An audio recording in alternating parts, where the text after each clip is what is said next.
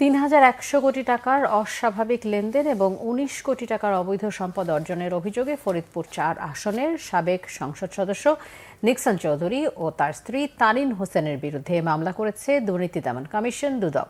বিকেলে সংবাদ সম্মেলনে দুদকের মহাপরিচালক মোহাম্মদ আক্তার হোসেন এই তথ্য জানান। তিনি আরও জানান, নরসিংদী ২ আসনের সাবেক সংসদ সদস্য আনোয়ারুল আশরাফ খান ও তার স্ত্রী বিরুদ্ধে অবৈধ সম্পদ আয় ও অস্বাভাবিক লেনদেনের অভিযোগে মানি লন্ডারিং আইনে মামলা দায়ের করেছে সংস্থাটি।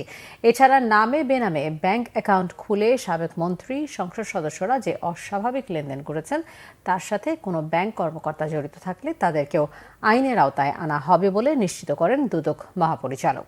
অস্বাভাবিক লেনদেন যদি যেসব অ্যাকাউন্টে হয়ে থাকে, নিয়ম অনুযায়ী সংশ্লিষ্ট ব্যাংক হচ্ছে একটা রিপোর্টিং এজেন্সি। মানি লন্ডারিং আইন অনুযায়ী তারা বাংলাদেশ ব্যাংকে এই বিষয়ে রিপোর্ট করার কথা। আমাদের তদন্তকালে যদি ব্যাংকারদের কোনো সংশ্লিষ্টতা আসে তাহলে তাদেরকেও আইন আমলে আনা হবে।